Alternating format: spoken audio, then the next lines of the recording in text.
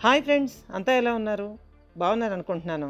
మీ అందరికీ నచ్చేటటువంటి horror ఎలిమెంట్తో horror and mystery కలిపి బాగా దట్టించి రాసినటువంటి మిస్టరీ నవల, అట్లాగే హర్రర్ నవలగా కూడా చెప్పుకోవచ్చండి, మన జయంత సేన. ఈ మిస్టరీ హర్రర్ నవలకి మీ అందరికీ స్వాగతం. ఇంకా మన ఛానల్ని, ఆడియో ఫేస్ ఛానల్ని సబ్స్క్రైబ్ చేసుకోండి, లైక్ చేయండి, షేర్ చేయండి. అట్లాగే కామెంట్స్ రూపంలో మీరేమనుకుంటున్నారో తెలియచేయండి. ఇక ఆలస్యం చేయకుండా మనం మెయిన్ స్టోరీలోకి అయితే వెళ్ళిపోదామండి. రండి, ఆస్వాదించండి, ఆనందించండి, ఎంజాయ్ చేయండి, ఎంకరేజ్ చేయండి మన జయంత సేన. ఇక కథలోకి అయితే వెళ్ళిపోదాం పదండి.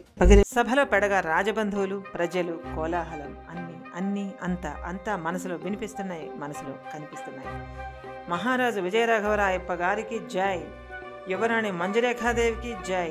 జయ జయధ్వానాలు, రాచ మర్యాదలు, కత్తుల మెరుపులు, అమ్మ రాణమ్మ తల్లి, ప్రజల ఆర్తనాదాలు అన్నీ వినిపిస్తున్నాయి. అంతా కనిపిస్తూనే ఉంది. తన ప్రజలు ఆక్రందిస్తున్నారు తన ప్రజలు. ఎందుకు చల్లని తమ పాలనలో ప్రజలకు ఏ లోటు రాలేదే, ఎక్కడా లోటు రానివ్వలేదే. రాణమ్మ తల్లి, పచ్చటి పంటలు తెల్లారేసరికి మాడిపోతున్నాయమ్మా. ఏం తిని బతకాలి, ఏం శిస్తు కట్టాలి, చెప్పమ్మా, వచ్చి కాపాడమ్మా. మరోసారి వినిపిస్తోంది. తుంగభద్ర పొంగుతోంది తల్లి, అకాలంగా వర్షాలు. ఈ ఆల్టికి 6 రోజులమ్మా. ఊళ్ళకి ఊళ్ళు జలమయం అయిపోతున్నాయి రాణమ్మ తల్లి. ప్రజలు చచ్చిపోతున్నారు, గొడ్డు గోదా కొట్టుకుపోతున్నాయి తల్లి. అవును, ఒకసారి వర్షం. అవును కదూ, ఒకసారి వర్షం ఎడతెగకుండా 7 పగళ్ళు 7 రాత్రులు కురుస్తూనే ఉంది. అవును, వర్షం ఎడతెగకుండా 7 పగళ్ళు 7 రాత్రులు కురుస్తూనే ఉంది. అవును, ఆహారం అయిపోయింది కదూ. అవును, ఆహారం అయిపోయింది. వంట చెరుకు తడిసిపోయింది. అంటవు రాజమహల్లో నిలవంచిన ధాన్యం. ఆ రోజు అప్పుడేం జరిగింది? ఆ రోజు అక్కడేం జరిగింది? కోటలో ఏం జరిగింది? తానే భావిరారాణి తానే అప్పుడేం చేసింది? జయంతసేనలో కలవరం, జయంతసేనలో జ్ఞాపకాల వెల్లువ. జయంతసేన మంజురేఖాదేవిగా రూపాంతరం చెందింది. గుండెల్లో దిగిన వాడి ముళ్ళల్లాంటి చేదు జ్ఞాపకాలు, గుండెల్లో దిగిన చేదు జ్ఞాపకాలు, వాడి ముళ్ళల్లా దిగిన జ్ఞాపకాలు.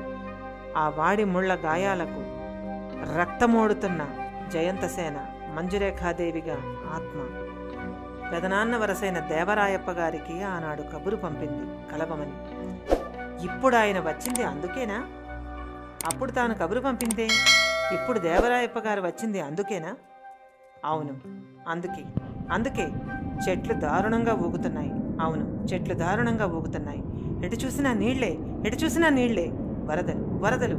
ప్రకృతి తిరగబడడానికి హేతువే లేదే. ఎందుకొచ్చాయి వరదలు? నీ ప్రజలు నరకం చవి చూడడానికి నువ్వే కారణం మంజురేఖ. ఎవరిదో నవ్వు. ఎంత పొగరు!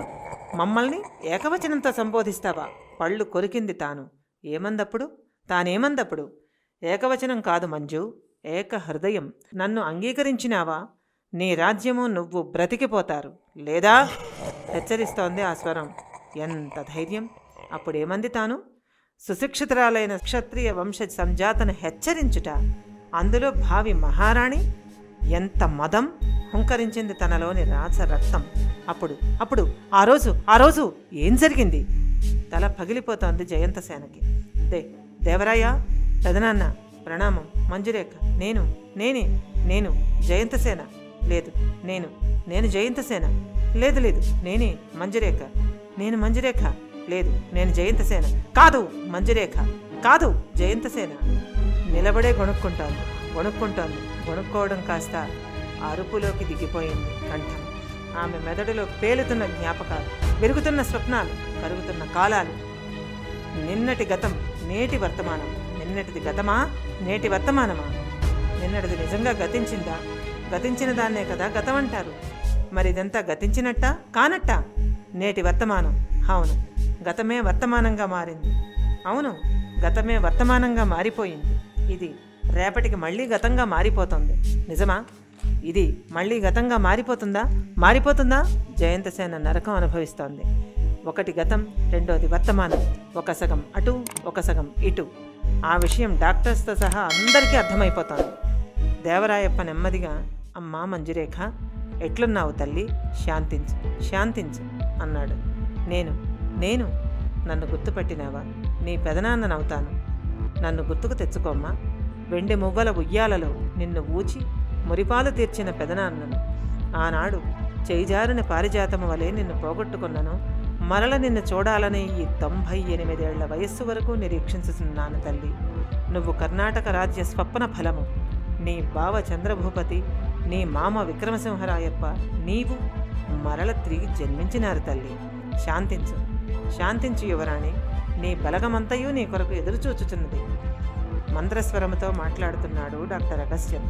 అప్పటి వాళ్ల విజ్ఞానానికి ఆశ్చర్యపోయాడు.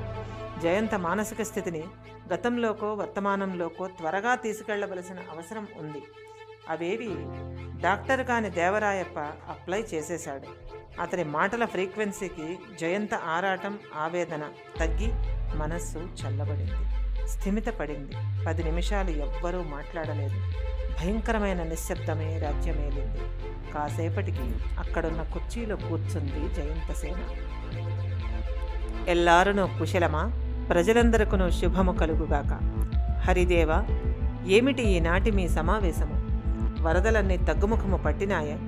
ప్రకృతి మాత శాంతించినది కదూ? మన అశ్వశాల గోశాలయు నెమ్మదిపడినవి కదా? వాటి ఆహారము సమీకరించాము. ఏ బెడదా లేక ప్రజలందరూ సుఖించవలే.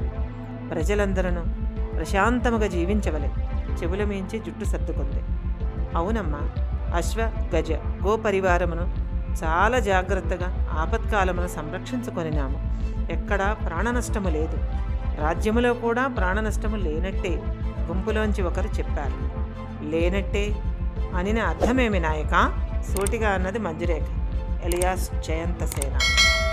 అంటే ఇద్దరు మాత్రము ప్రతికూల వాతావరణ పరిస్థితులను తట్టుకొనలేక మరణించినారు. వరదల వల్ల కాదు, పైగా ముసలివారు తల్లి, సేనానాయకుడు అన్నాడు.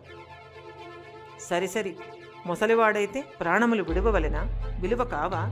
మన ఖజానా నుండి ఆ 2 కుటుంబములకు ఏడాదికి సరిపడు గ్రాసము, 100 బంగారు నాణెములకు సరియగు ధనము ఇవ్వండి, స్థిరంగా పలికింది. నేను జీవించి ఉండగా ఎవ్వరనూ ఆకలి బాధకు గురి కారాదు. ఈ మంజురేఖ ప్రాణములు ఈ రాజ్య ప్రజల సుఖశాంతుల కొరకే, వేరొకందుకు కావు. అర్థమైనదా కేశవరాయ? పనులను, సహాయక చర్యలను వేగవంతము చేయండి. ఎవ్వరనూ అల్లాడరాదు. ఇది మా ఆజ్ఞ. దక్షిణ భారతమున కూడా మ్లేచ్ఛల దాడులు, చొరబాట్లు ఎక్కువైనాయి. ఊనిక పట్టి ఎదుర్కొనవలే. సమయం ఆసన్నమగుచున్నది. స్ఫూర్తి జ్యోతిలా వెలుగుతోంది జయంత ముఖం. జన్మ దాటినా వదలని జ్ఞాపకం. అవును, జన్మ దాటిపోయినా ఇంకా వదలని జ్ఞాపకం. మామా విక్రమ, ఈసారి వరదలకు ప్రజల అగచాట్లు చూచినారుగా. ఇక కార్యరంగమున ఉరకండి. మరల నీరు పోటెత్తు కాలము వచ్చేసరికి తుపాను ఆశ్రయ కేంద్రములు తయారుగా ఉండవలెను. మామ విక్రముడికి చెప్పింది. అందరికీ మంచి రాజుల ఇతివృత్తంతో పాతకాలపు సినిమా చూస్తున్నట్లుగా ఉంది. జయరాజ్ కంటి నుండి ఆయన జీవితంలో తొలిసారి ఒక కన్నీటి చుక్క రాలింది. అదే మొట్టమొదటిసారి జయరాజ్ కన్నీరు నేల రాలటం. ఎలాంటి బేబీ ఈనాడిలా పిచ్చిదైపోయింది. దేవుడా, ఇంతవరకు నీ ఉనికి నాకు తెలియదు. ఆ అవసరం కూడా నాకు రాలేదు. నా బేబీని రక్షించు. ఈ పిచ్చి వదిలిపోవాలి. తను సుఖంగా జీవించాలి. నిన్నింకేమీ కోరను. మనస్సులో పరిపరి విధాలుగా దేవుణ్ణి ప్రార్థించాడు జయరాజ్. సాధారణమైన ఆడపిల్ల తండ్రిలా ప్రవర్తిస్తున్నాడు. అమ్మా, ఏమిటి కర్తవ్యం? దేవరాయప్ప ప్రశ్నించాడు. గురువులే నిర్ణయిస్తారు, గంభీరంగా పలికింది జయంతసేన అలియాస్ మంజురేఖ. ఇంకా ఉంది. ఇది గైస్ ఈ పార్ట్. ఎలా ఉంది? మీరేమనుకుంటున్నారు? మీకు కూడా నచ్చింది అనుకుంటున్నాను.